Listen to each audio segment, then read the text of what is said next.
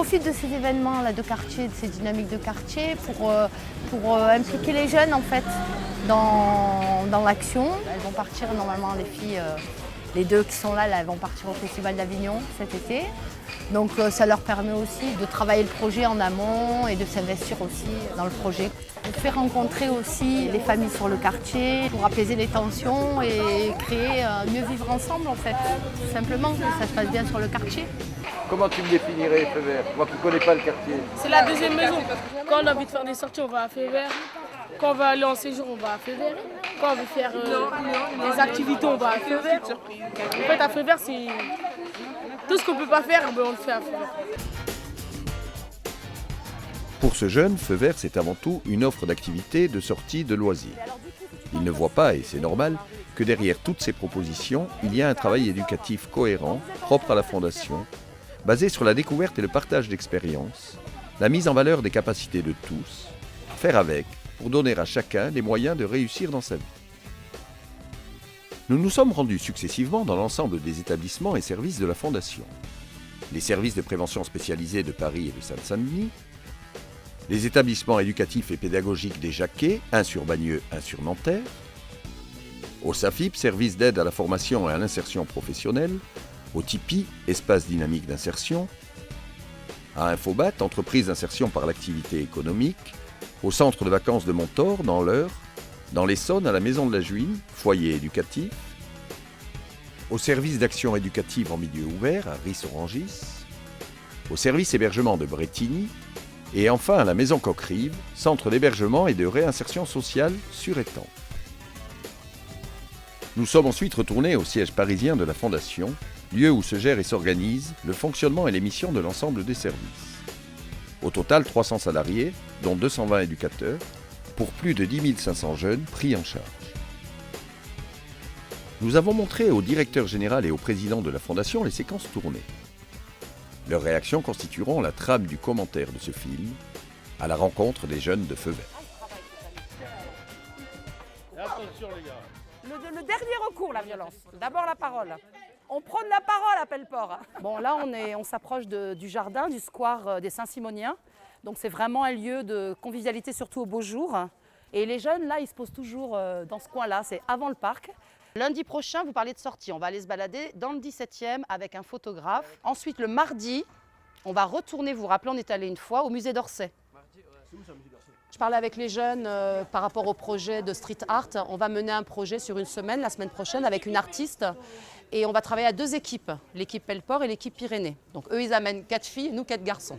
Comme ça crée de la mixité et puis c'est un projet partagé. Abdoulaye, c'est un très bon acteur. Au départ, pour la relation, on va vers eux, on va dans leur espace naturel et on travaille sur les choses qu'ils aiment. Mais au fur et à mesure, pour moi, on a une obligation de les ouvrir au monde et qu'ils puissent se rendre compte que leur culture a quelque chose à voir aussi avec la culture, on va dire, savante, ou celle des musées, ou celle de l'école. D'accord. Au lieu de faire genre du passé au futur, on peut faire des objets qui sont ensemble mais qui ne sont pas de la même époque. Par exemple, dans le ciel, tu peux mettre les 2 avions, tu vois, l'ancien avion et puis le nouveau, les 2 voitures, l'ancienne et la nouvelle qui font la course. On a un mur de 35 mètres de long sur 2,60 mètres. On doit réaliser une fresque et avant de réaliser la fresque, on doit proposer des maquettes au bailleur. Il valide, une fois qu'il a validé les maquettes, et ben on réalise la fresque. C'est sympa parce que ça nous permet de pas seulement devenir, de peindre, mais d'apprendre comment faire, de voir, de réfléchir à un projet et puis d'aller le pratique, d'aller l'appliquer.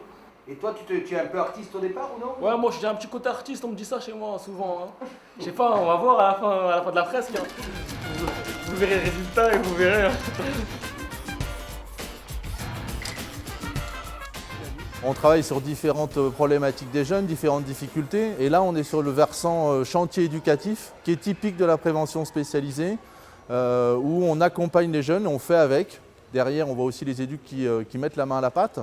Et ça nous permet de travailler leurs freins, arriver à l'heure, travailler la posture, être vigilant par rapport au travail qui est fait, par rapport à la qualité, et de les accompagner comme ça au fur et à mesure du temps vers l'insertion. ils sont sur l'insertion professionnelle, Ouais. donc ils recherchent du boulot.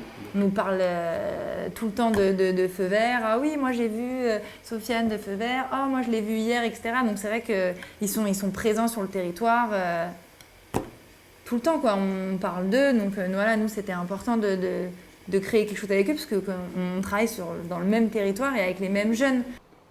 Nous, en tant que parents, on assiste à quelque chose et on se dit mince, qu'est-ce qu'on peut faire ? Tout de suite, on se dit Jeunesse Feu Vert, prévention spécialisée. Ils ont tous les partenaires, ils connaissent face à une situation familiale complexe avec les difficultés que ça engendre, ils savent vers quel partenaire se tourner. Moi, je viens, comme je vous l'ai dit, du monde de l'entreprise. Quand on a créé cette association, c'est de se dire on n'a pas de frein. Il n'y a personne qui va nous dire faites pas ci, faites pas ça. Et du coup, ce que j'apprécie avec le partenariat de Feu Vert, c'est que quand on a une idée, une envie de faire quelque chose, on discute, on échange, on voit comment c'est possible, dans l'intérêt du public. Le partenariat qu'on a avec la Fondation Jeunesse Feu Vert, à la base, c'est par rapport à un projet plus général sur Saint-Ouen, qui est un projet de jumelage entre des institutions culturelles et des quartiers de zones de sécurité prioritaires. Le fait de mettre ces portraits-là, quand on les a mis, c'est vrai que les jeunes étaient super fiers et contents de voir qu'il y avait des grosses affiches d'eux qui rentrent bien.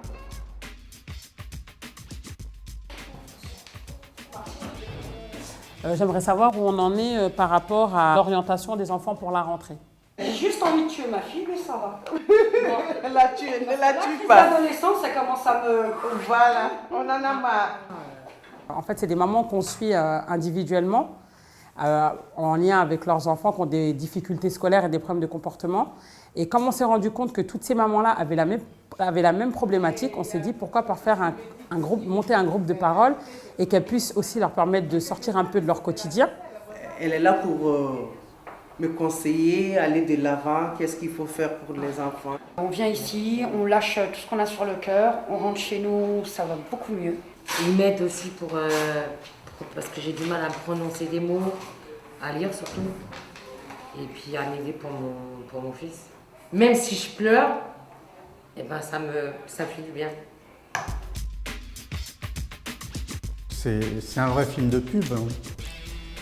Quand on voit le film, que ce soit sur l'insertion ou sur ces groupes de femmes, on voit les partenaires, on voit toutes les explications, on voit tout ce qui est fait, et la prévention dans sa diversité. Le travail de rue, les actions individuelles, les actions collectives, la démarche de projet, la forte inscription sur le territoire. Alors, comment tu t'appelles, ma grande? Qu'est-ce qui est difficile à l'école? J'arrive pas à travailler, après la maîtresse ne veut pas m'aider, et après moi je m'ennuie donc je fais autre chose. D'accord. Ça veut dire que? Mais ça veut dire que tu pourrais réussir à l'école. Et si tu es là aujourd'hui, c'est parce que les Jacquet, ça sert à ça. Au Jacquet, les enfants qu'on accueille, c'est des enfants qui ont des problèmes de comportement, mais qui ont un potentiel intellectuel. On n'est pas dans une école, dans un établissement spécialisé, d'accord?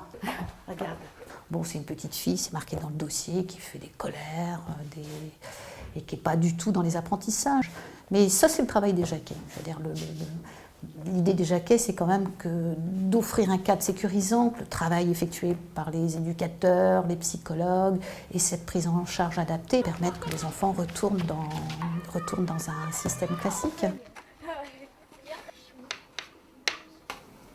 Donc le titre de la dictée, un enregistrement. Installé dans un studio, les techniciens règlent les micros et on n'entend plus un mot. Ce qui est intéressant, c'est de pouvoir, entre guillemets, transmettre mon savoir à des élèves qui en ont plus besoin que d'autres, on va dire. Ouais, gardien! On avait beaucoup travaillé sur la discipline, d'accord? Quand on a réussi quelque chose, on est bonifié d'un bonus. Alors, à l'unanimité, tous les élèves ont dit qu'effectivement, ils n'avaient pas été plus sages que la dernière fois. Et donc, du coup, ça n'a pas fonctionné. Alors moi, je vais reprendre les choses, mais je vais vous les reprendre à l'envers. On va arrêter de parler de malus, on va parler de bonus. enseignants, psychologues, éducateurs, voilà, il y a vraiment tout le monde travaille ensemble pour le bien-être des enfants et pour permettre aux enfants justement d'acquérir ce savoir-être, ce savoir-vivre ensemble, ce qui est quand même la raison essentielle pour laquelle les enfants arrivent chez nous. N'oubliez pas qu'ils sont là aussi parce qu'ils n'arrivent pas à tenir dans les autres établissements. Donc on ne peut pas faire comme si, on peut pas. Nous on travaille aussi cette particularité qu'ils ont, c'est-à-dire manque de concentration, incapacité à tenir dans le cadre, et ça ne peut pas se faire que dans une classe stricte avec l'enseignement. Donc, voilà.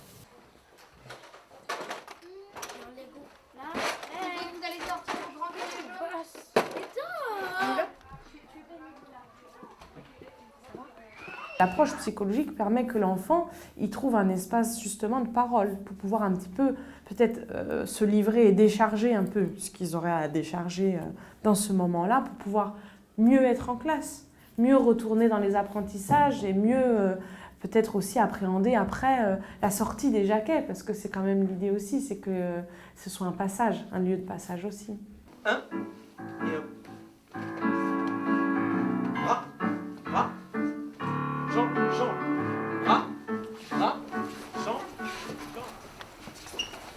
C'est quoi une phrase négative?